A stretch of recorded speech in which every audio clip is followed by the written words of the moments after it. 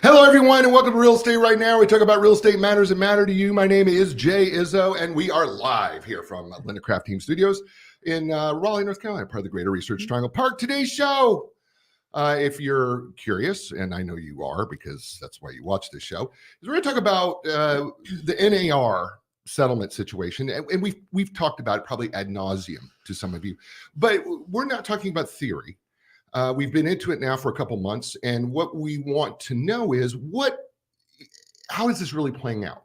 So what I did was I said, hey, Kim Crump, right, all the way from Australia, will you fly in and so far and so far just talk for me for 22 minutes and then fly back to Australia?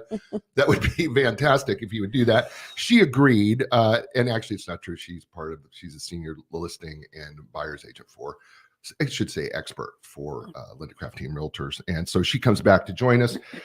So Kim, welcome back. Thanks. Good morning, Jay. Good day. So we've had a couple months with this NAR settlement. Yes. And I know you work both sides. You work helping sellers, you help buyers, both sides. Mm-hmm. And you and I have even talked prior to the settlement when we established about what could happen. Oh, so much what could, and the sky is falling. Right. Oh my gosh. A lot of theory. There's a lot of theory. Right. Now you've been in it for 2 months. Yes. People want to know. Kim, oh my goodness, what are we really seeing? So where do you want to start, buyers or sellers?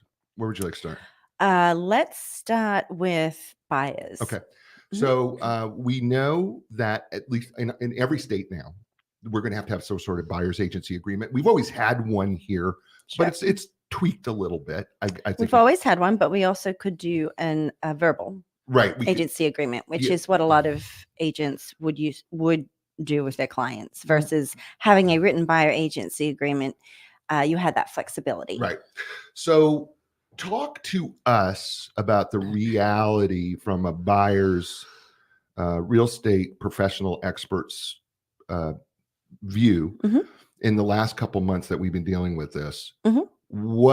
What has been your experience and in terms of changes to the way you do business in real estate as a result of this? So I think it's become more of an intentional conversation at the very, very onset when you start working with a buyer. So in the beginning phases, when we get a phone call, let's say, or a referral, whichever way the buyer comes through, now you have to have that intentional mindset. Oh, you're coming into town and you want to look at houses. Well, that's great. This is what has to happen. We have to have a written agency agreement or a one-day showing agreement. And in my experience, in my opinion, I think that it's actually stopping a lot of looky-loos. A lot of people who thinking about moving, not quite ready to move, but in the past have called someone and said, hey, I just want to go out and see this house. I want to see what it looks like. And you explain, well, we have to have a written agency agreement. And they're like, oh, well, then don't worry about it. Right. Oh, it's okay. I don't want to sign anything.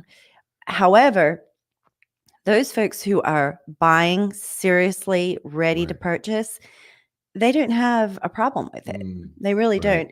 What happens more so now with those buyers is the financial aspect, because now we're talking about compensation, because we know that the rules didn't necessarily change when it came to what my fee is, what the firm's fee is, but things changed when it came to disclosure of compensation. Right.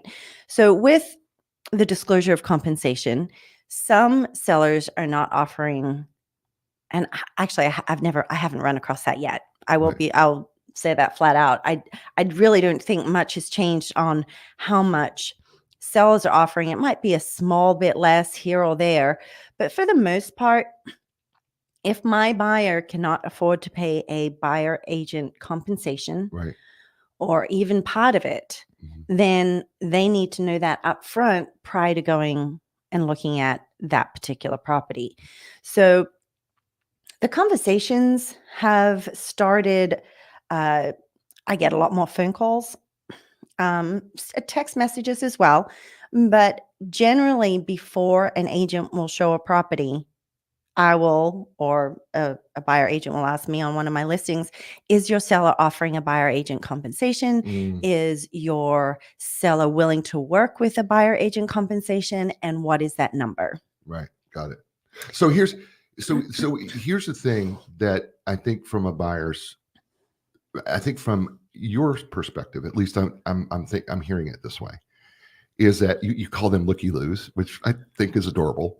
By the way, we used to call them tire kickers, is what we used to call them back in, Them too. back in my day. We called them tire kickers. But I think maybe what this does on some level is that it eliminates the person who's not serious. Exactly. Is what it does, which may be better, but it may also not be, because sometimes those people who were tire kickers become serious because they were able to see the house. True. And even though they may be tire kickers or looky-loos, whatever you want to call them, they also can give valuable insight and feedback to sellers. So now, without as many showings and as many buyers out there, we're not getting as much feedback. So it's a little bit more frustrating for sellers because Right. you're not getting that extra volume come through your house. Right.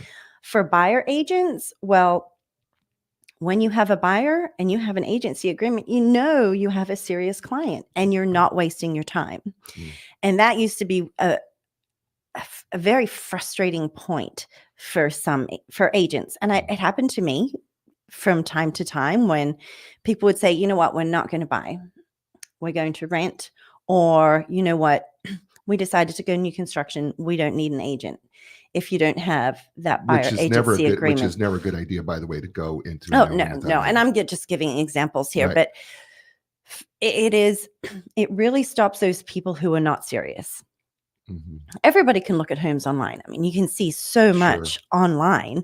But for those people who really would just be a little curious here or there, and if they're not ready to move, they're not going to sign an agency agreement. Well, and let's be completely honest. You know, you can look at houses all day long online. You can look at the videos. There's nothing like the feel. How does the house feel to me when I walk in a house? Right. Because there is a feel to it. 100%. And so, you know, do I feel like this could be my home? A lot of people don't recognize that psychological piece of the emotional piece. The other part of this buyer's agency agreement, and I'm curious from your end, challenges could be, and one of the things we've talked about early on is that we thought there might be a challenge with first-time home buyers or people who are challenged with, amount of money they may have to outlay. Right. Because let's say the seller's not paying commission, which we do know that is happening in some cases. What has been your experience with buyers who, like, whether they're first time or maybe there is, I don't know that I can afford the house, but I don't know if I can afford the house plus the commission. Right. And I haven't been in that situation yet. Okay. Because when I ask about compensation, for instance, the builder yesterday said, you agents work way too hard. 2.5% is what we're offering you. Most other agents already have a seller who says, I want to sell my house. So yes, I'm paying a buyer agent compensation. Right. There's been a few I haven't seen yet a seller offer less than 2% compensation, meaning on your point, yes, the buyer would have to make up for that. Right. Is that a negotiation in the price? Is it a negotiation in the closing costs? There's a couple of different ways that can be fulfilled. So in my perspective, a lot of sellers are offering compensation because they want to sell their house. Yeah, and I think we need to be really clear here that all commissions and compensations have been negotiable forever. Forever. Right. So when we give the example that somebody's saying this percentage or this percentage, we're not saying that this is a standard. What we're saying is this is what they're saying here. but the fact is, it could be commissions could be any number. Right. Right. They can be. And depending on resale and the seller's financial. Mhm. Now, I think we're in a lot better position right now because of the equity people have in their homes. Sure. So I also believe that that is a reason why sellers can afford to Mhm. pay the buyer agent compensation versus back when we had the housing crash in 2008 through 2012, Mhm. right? Mhm. That would have been a totally different situation. Sure. But now with all the appreciation that we've seen in the area, it comes down to that seller's bottom line. Mhm. And you present them and say, this is Right. our firm's fee because Whatever this that is is. Right. okay, this is what we Right. are asking. And if you choose to pay a buyer agent fee, then it would, and Right. whatever you choose to pay, then it would be here. So Right. sellers have that option. They see Right. everything's negotiable, but some sellers are like, well, let's wait and see. Right. I think that was the piece that we kind of thought could happen, is that the sellers had a little bit more flexibility in what they were going to choose to do. Mhm. And I think, you've been on both sides of these transactions now. You're probably seeing some of that where you may not have experienced it, like from your sellers, where they're offering, what would be typically a full commission. Mhm. But you probably have seen from the other end where you're going, okay, it's negotiable. So from my perspective, because I know you were asking strictly, Right. so from my experience and what I've seen in the last 2 months, I have when the settlement happened and said, yes, this is real, everything is changing, Right. then that's sellers' mindsets were like, well, we don't have to pay a buyer agent commission. Right. So then Right. you explain what the settlement was about Right. and what my initial sellers were doing, because it had Right. just happened, said, well, yes, we're going to pay your fee, your listing marketing fee, and let's just see how many offers I get Right. or how many showings I get, and then I will decide If we want to make an adjustment. if I want to pay a buyer agent fee or not. Got it. And so it really comes down to the begin with sellers. It comes down to the initial listing agreement and what your seller would like to do, Mhm. because you don't have to have the buyer agent compensation written into the listing agent agreement. Right. It's something that's negotiable Right. afterwards. Right. What I have found, inventory has grown. Yeah, it has. And it's continuing Yeah. to get that we're not seeing as many showings. We're seeing more listings coming on. Right. So the competition is growing for sellers. And with the competition growing for sellers, we're finding that those who really want to sell and have that competitive edge are offering a buyer agent compensation. Yeah, they're offering that compensation. Now, you told me about an experience you had with, I think it was your buyer, or it may have been your seller, and I can't remember which one it was, but they raised the price of the house, or So that was okay. So this was one of my sellers right after the change. It was a luxury listing. Okay. And my seller said, I am not paying more than 2%. Right. That's all I'm paying. Right. And he was very, very adamant about it. Adamant from the get-go. We attracted a buyer within 2 days. And this was a discussion that the buyer agent had to have with their client to figure out, well, if my seller is only paying 2%, what is your fee and what are you asking of your buyer? Because your buyer is going to have to make that up. Right. And what ended up happening was going over list price to cover that gap in compensation for the buyer agent. Okay, so here comes the problem that I think people are going to ask. Okay, it worked for you, but what if the house doesn't appraise? Then what? Yes, and you have to be very careful, because I was aware that this house would appraise. I was pretty confident in that, knowing everything that it had to offer, because it wasn't a cookie cutter home. Right. It was custom made. It was custom built. It was on 3 acres, etc. Now, if you're looking at a cookie cutter neighborhood that has very specific comparables, Right. then you have to be very careful if you're going to go over list price. I mean, another negotiation could be the seller offering closing costs. Right. So there are ways around it. At the end of the day, as I mentioned, it is that initial conversation that you must have with your buyer up front.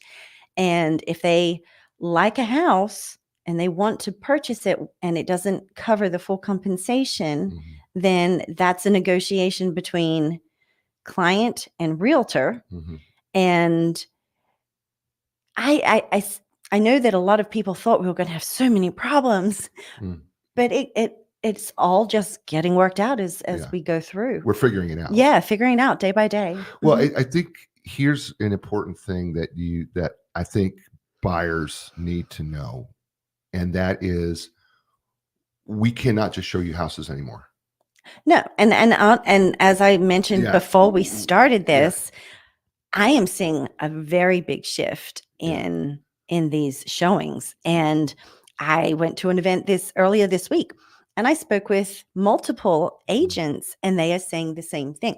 We're just not seeing the amount of showings. Now, yes, I know it's an election year. I know everyone's going to say that, but typically we still see a fairly good amount of showings. And it's not the interest rate at this point. I mean, the interest rate this morning, I woke up, it was 6.6, I think was the mortgage rate. And so, it's not the interest rate we've been dealing with this for a while, and we've been selling houses. It's starting to normalize. So something has changed, and it's not, typically I just got from the, with the Triangle Business Journal this morning, said that they're not expecting that typical big drop in interest rates that we would normally see prior to the election. So everybody, it is what it is. That's right. But so nothing is dramatically changing, but there is something that changed, and that is we're just not showing houses. And the other problem is, from a buyer standpoint, is we cannot legally, we can't show you a house without a buyer's agency agreement. No, it's against the law for us to do so. And that's nationwide. Right. Which actually helps with, I've done a couple of deals with referrals with agents from other states, and it's very refreshing to have a blanket rule across, because the buyers who are coming from another state, they've already been told what's going to be required of them. Yeah, everything's the same now. Right, except our due diligence. Period. We have the due diligence. But apart from that, that's a whole different story. But yes, when it comes to buyer agency now, clients moving in from Minnesota. Oh yeah, our agent already told us this is what we're going to expect. Yes, we know that we may have to pay some of your buyer commission, all of your buyer commission, et cetera, et cetera. So slowly the buyers are getting educated. Yeah. Because it's nationwide. Right. Now, I've also seen, I know you have colleagues across the country too, but I've also seen some people in other states. We've always had buyer's agency. It's a little different, but I've seen agents in other states actually get out of the business because of it. Right. And I know some personally. So. I do look at a lot of forums, and Reddit to me is interesting because Reddit is real. Yeah, right. You have a lot of emotions. You have a lot of conversations on there. And like a lot of people, I go on there for the comments. Right. But I do see probably 2 posts a day getting out of the business. This is too hard. This industry is changed too much. I can't do this. Does anybody have a side hustle for real estate? It's getting more and more prevalent as these changes have happened, because if you're not an experienced agent and if you don't know how to explain contracts, agreements, any kind of legal documentation that comes along with real estate, because you do it part-time. And we know we just had another big change with our forms. If you're not up to date and cannot explain those, how and why would a buyer hire you if you don't have the experience? And see, that's another difference. being that you have to have a written agency agreement up front, well, that is showing if you have knowledge or not. Mhm. So if you can't explain all of these changes, why they're happening, why you should be paid, Mhm. then that buyer will say, "Oh, yeah, that no, they're not a professional. I Right. need to find somebody who knows what they're doing." Sure. And that is key. And I think a lot of the reasons why real estate agents are starting to drop out of the industry. Yeah. Yeah, it's just too hard. It's too hard. Right. But for those people, if it's too hard and it's too, real estate's never been easy. Right. Yeah. Right. Real estate's a lot of work. It's It is. hard work, I know. but it's also very gratifying. Right. Right. But for those, yes, to your point, Yeah. definitely seeing some realtors dropping out. Last few minutes, we started with buyers. We actually kind of got into sellers too a little bit here. Is there anything that you see from the seller side specifically that you've dealt with since the NAR settlement that has altered the way that you do business or the way that you approach sellers or the way that you do your presentation now? And is there something different that you do that you didn't do before? The only difference really is explaining Mm. the compensation part. Mhm. And otherwise, for me, business is Business as usual. Yeah. Really is. Yeah. You just lay out, okay, this is the seller's, this is what you would pay a buyer agent. If you would like to pay a buyer Right. agent, you can choose. Right. This is what our fee is.